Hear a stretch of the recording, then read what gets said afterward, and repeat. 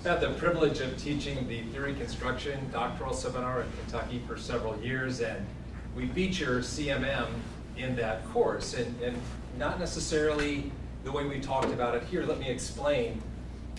You'll recall that the excesses of the logical positivists made Wittgenstein put down his garden tools and revolt, okay? And really kind of correct that direction, and we've gone since to many other approaches. Well, similarly in our own discipline, in the 70s and 80s, there was a call for methods and theoretical structure that would fulfill the seemingly insatiable appetite for variable analytic research.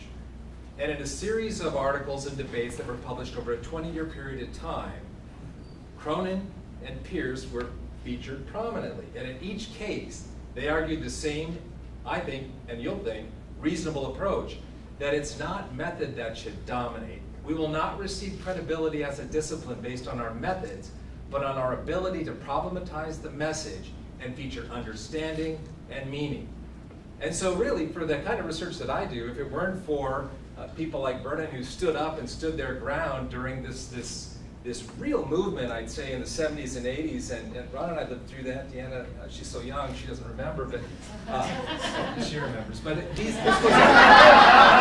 was a trying time for our discipline. This was almost, I'd say, a frightening time.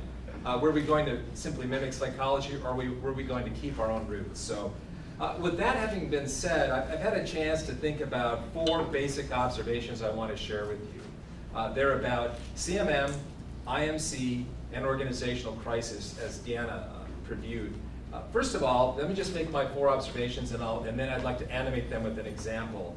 Number 1, stories legitimize some actions in an organization and delegitimize others. Second, IMC advocates that the same story is told at all levels of the organization. Third, even the most well-intentioned story will be contested in the organization. And fourth, crises are a consummatory moment that reveal the story lived and whether or not it matches the story told. My example comes from Wednesday. On Wednesday, the stockholders agreed to a purchase where Alpha Natural Resources, a coal mining company, would purchase Massey Energy for $7.1 billion. Massey has the 3rd largest reserve of metallurgic coal. Metallurgic coal is used for the production of steel. Massey also has a rail system and a port system so they can export their coal. And Brazil and China have a growing demand to produce their own steel. So sales are likely to rise and the stock will be very strong. So my question is, why, if you're Massey, would you choose this time to sell? Or as Deanna says, why would you sell now? The answer. It wasn't life in our house. It wasn't that bad. Okay. Well, here's why. In April of 2010, there was an explosion in a West Virginia mine owned by Massey. It was the worst mining disaster in 40 years. It killed 29 people in West Virginia. And this is supposed to be unheard of with our standards for safety now. Well, this revealed the story that had not been told, and that Massey had many problems in safety, and that their record was abysmal.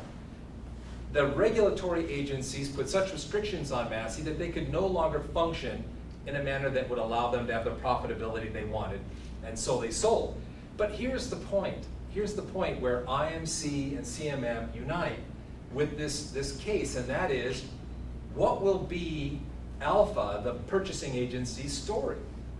They admit, the CEO is quoted in the New York Times as saying, it's going to take us a while to integrate the massive size of an agency like Massey. In that integration, what will be the dominant story? That's the question that I pose. Will the story be one of increased safety? Will it be one of increased rigor in terms of maintaining that safety? If so, we've learned from this disaster, this has been an improvement. Or will the story be one where Massey contaminates Alpha, a company with a pretty good example of safety records?